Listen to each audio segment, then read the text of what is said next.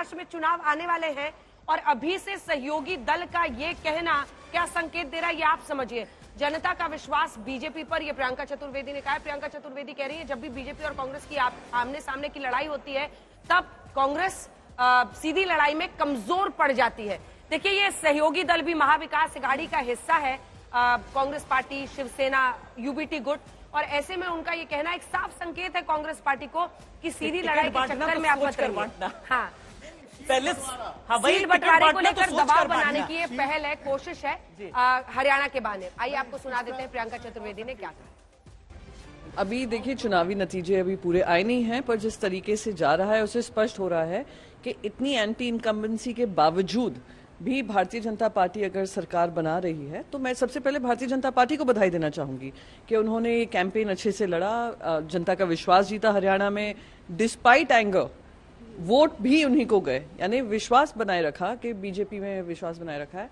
और कहीं ना कहीं कांग्रेस पार्टी को भी अपनी रणनीति देखनी पड़ेगी कि जैसे डायरेक्ट फाइट होती है बीजेपी के साथ, कांग्रेस कहीं ना कहीं कमजोर पड़ जाती है, तो क्यों है रीवर्क द एंटायर अलायंस। ऐसा कोई मैं मानती हूं कि अभी नतीजे जब आएंगे तो फाइनली पता चलेगा, बट अगर जीतते हैं तो उनको बधाई के पात्र भी बनते हैं कि despite anti incumbency they have done well.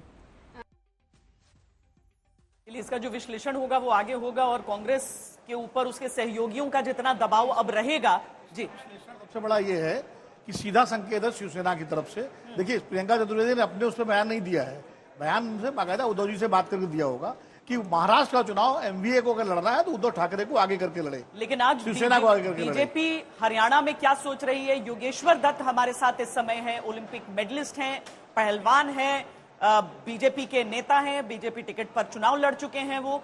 लेकिन इस बार योगेश्वर जी, जो कुछ हुआ है हरियाणा में, मतलब जितना विश्लेषण हो रहा था कि क्या हो सकता है क्या नहीं हो सकता है, उसमें कहीं पर भी बीजेपी के लिए कुछ हो सकता था ऐसा लग नहीं रहा है।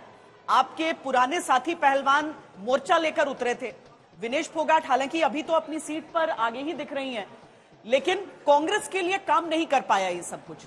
क्या कारण रहा कि आज बीजेपी वहां पर जीत की ओर बढ़ती हुई दिख रही है? सभी को नमस्कार। देखिए, ये सभी को पता था कि हरियाणा में क्या होने वाला है। इन्होंने एक अफवाह चलाई थी कांग्रेस पार्टी ने कि सभी भारतीय जनता पार्टी के खिलाफ हैं और पहलवानों का मुद्दा हो, किसानों का मुद्दा हो, उन्होंने एक उसको बुराने की कोशिश की। और हरियाणा में कुल 2 या 3 ही पहलवान नहीं, हरियाणा में लाखों बच्चे अलग अलग खेल करते हैं और आप 3 पहलवानों से बस पूरे हरियाणा के पहलवानों के खिलाड़ियों को आप नहीं तोड़ सकते या उनके पीछे नहीं लगा सकते।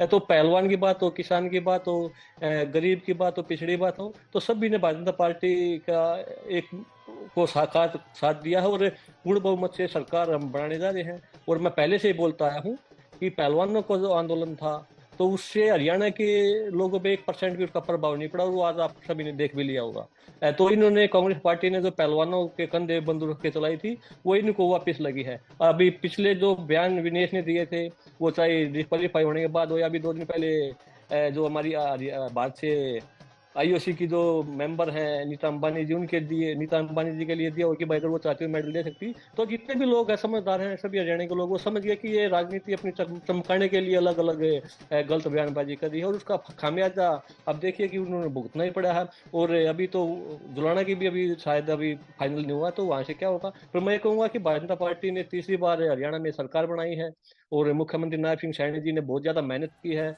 और जो यहाँ पे बिना पर्ची बिना खर्चे वाला जो एक माहौल बनाया गया था, बच्चे मेरिट के आधार पर जो लगे थे पूर्व मुख्यमंत्री नायब सिंह मनोहर लाल खट्टर जी की वजह से, तो उसका काफी प्रभाव पड़ा। आप किसी की भी लोगों के पास, बच्चों के पास जाओगे तो यही बोलते हैं कि भाई हम बिना पैसे के और बिना सिफारिश के हम लगे हैं। तो हमारा पूरा साथ भारतीय जनता पार्टी के साथ और पिछले काफी समय से हमने हरियाणा में जो टाइम लगाया तो अंदर ही अंदर लोगों में एक मन बना चुके थे कि पूर्ण बहुमत के साथ भारतीय जनता पार्टी की सरकार यहाँ पे बनानी है और वो बनती हुई दिख रही है। पूर्ण बहुमत से हम सरकार बना रहे हैं। देखिए योगेश्वर जी, आप भी एक सेलिब्रेटेड पहलवान है और एक बात तो तय है कि अखाड़े 2 होते हैं, एक जिसमें आप देश के लिए कूदते हैं, एक जिसमें आप राजनीति के लिए कूदते हैं, और इन 2 अखाड़ों को दूर रखना बहुत जरूरी है। बहुत बहुत धन्यवाद आपका हमारे साथ जुड़ने के लिए।